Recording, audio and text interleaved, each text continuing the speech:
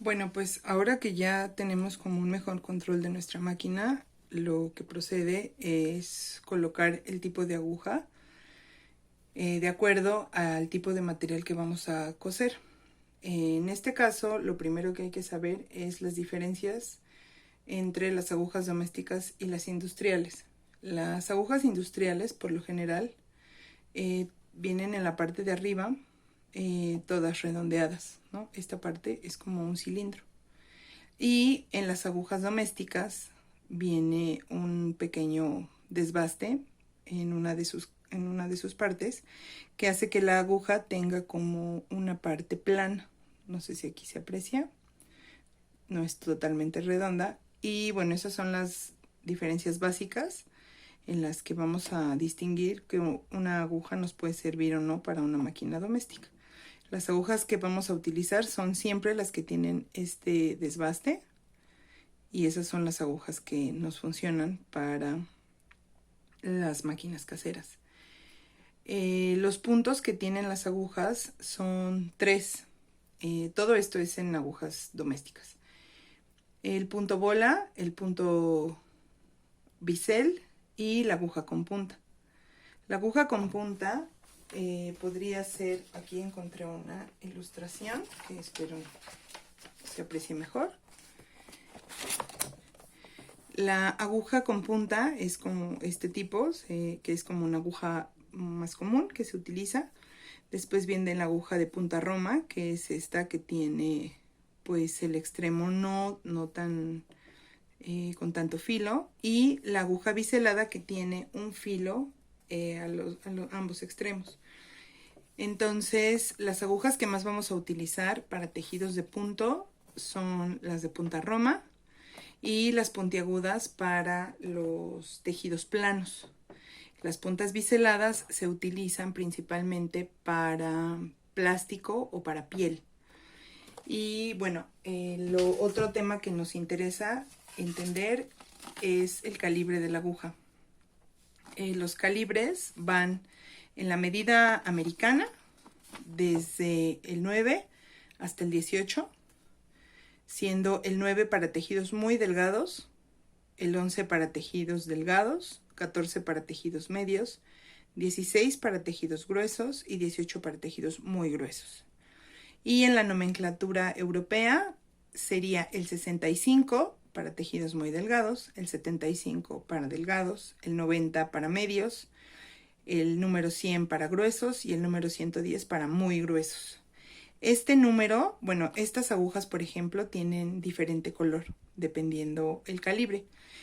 Hay agujas que todas vienen con el mismo color y la única diferencia se nota, ay, aquí se me cayó la aguja, en la parte como del tambor de la aguja, viene aquí, viene el número. Entonces, si no viene marcado por el color, lo pueden ver aquí en letras chiquitas, viene qué número tiene su aguja. Considerando que un tejido muy delgado pudiera ser, por ejemplo, una organza, como este, por ejemplo, que son como tejidos que son muy, muy, muy delgados. O, por ejemplo, un tul, como este. Estos serían los tejidos muy delgados y el calibre adecuado sería nuestra aguja 9. Después tendríamos, por ejemplo, como este, que es un tusor, que si bien también sigue siendo un tejido delgado, no es tan delgado como el primero. Y, por ejemplo, este otro, que es un organdí, que es como una popelina mucho más delgada. Estos serían tejidos delgados, en los que se pudiera usar, por ejemplo, un calibre 11 o 75. Por ejemplo, un lino o una popelina o una manta se pueden coser con el calibre 14 o 90. Un tejido, por ejemplo, como un paño de lana o una gabardina, o también una mezclilla delgada, se podrían coser con un calibre 16 o 90, perdón, 16 o 100, que sería para tejidos gruesos. Y tendríamos finalmente, por ejemplo, una mezclilla gruesa o un tejido de tapicería.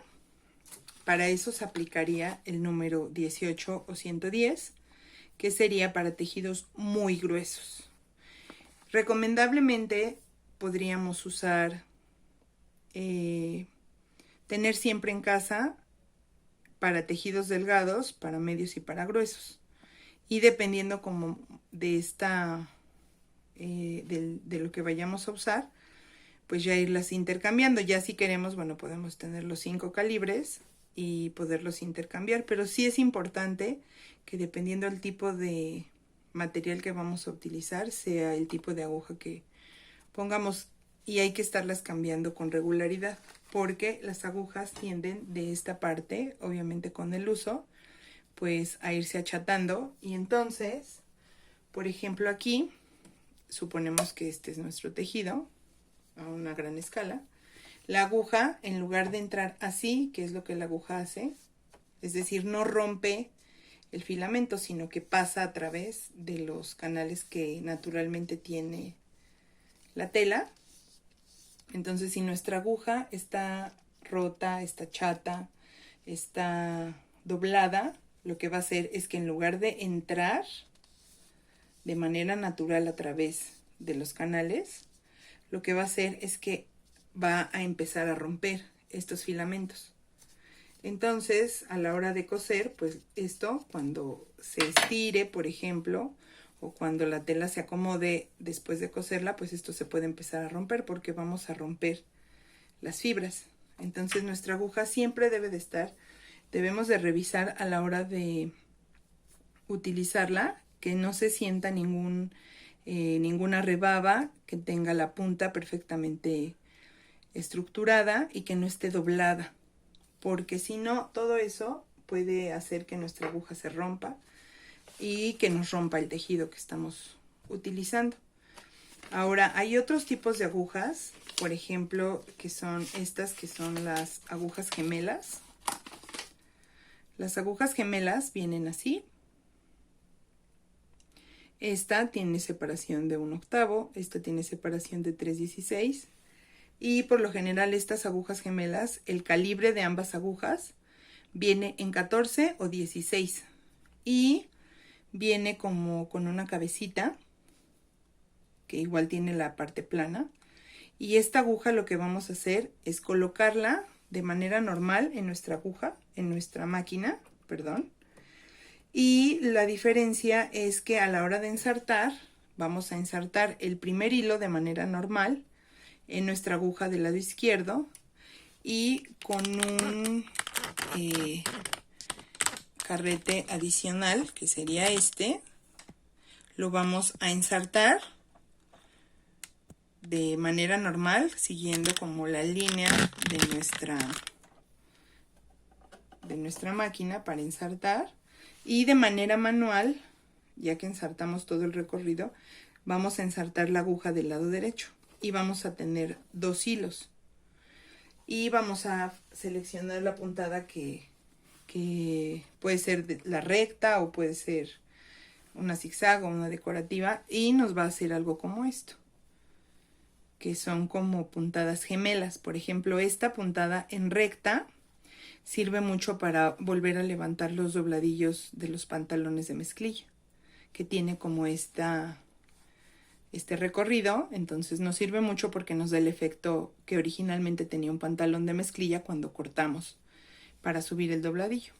Y también nos puede servir como decorativa. Por ejemplo, aquí si cambiamos a un zigzag o a una puntada decorativa, pues nos genera estos efectos muy interesantes que nos pueden servir de manera decorativa.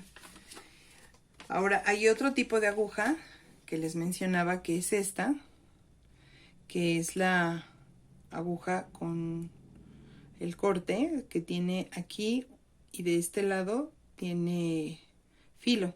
Es una aguja un poco más gruesa. Si la comparamos, por ejemplo, con la aguja normal, se nota que Es como un poco más gordita y tiene esto como una lanza. Esta aguja nos va a servir principalmente para coser plástico, para coser vinil, para coser piel, porque lo que hace la aguja, una aguja normal por supuesto que también se pudiera utilizar, pero muy rápidamente se va a achatar la punta. Entonces aquí esta aguja se utiliza para que rompa el tejido, bueno, en este caso el material que se usa, y entonces la aguja nos va a durar muchísimo más y nuestras costuras van a quedar mucho mejor en este tipo de materiales si utilizamos este tipo de aguja, que es la aguja de lanza. Entonces, bueno, básicamente, pues estos son como los calibres y tipos de agujas y sus usos principales, que aquí las puse más o menos. Esta igual viene en calibre 14 o 16. Entonces tendríamos las muy delgadas, delgadas, medias, gruesas, muy gruesas, para las costuras normales en puntos de bola y de punta, para tejidos planos y para tejidos elásticos. Tendríamos las agujas gemelas en calibres 14 o 16 y la aguja calada o de espada en calibre 14 o 16 para materiales como pieles o plásticos. Espero que esto les haya servido. De igual manera se me olvidaba, esta aguja tiene también la parte, como les decía, plana de atrás. Se coloca de igual manera haciendo el recorrido normal. Ensartamos nuestra aguja de manera manual porque como tiene este borde no nos va a permitir quizá ensartarla de manera automática. Para las máquinas que son automáticas, para las máquinas que son normales, tradicionales, que solo tienen recta, estas agujas también se pueden utilizar sin ningún problema y se ensartan de la misma manera y solamente cambiamos aquí a 2 hilos, aquí a 1 hilo y lo ensartamos manual. Espero que les funcione y cambien con regularidad sus agujas para que siempre tengan costuras mucho mejor presentadas, para que no rompan los materiales y sobre todo para que al momento de unirlas, pues no unir las telas, no se hagan hoyos, no se hagan aquí como deshilachados y que siempre sus costuras les queden muy parejitas. Cualquier cosa, pues me avisan, espero que les funcione. Buen día.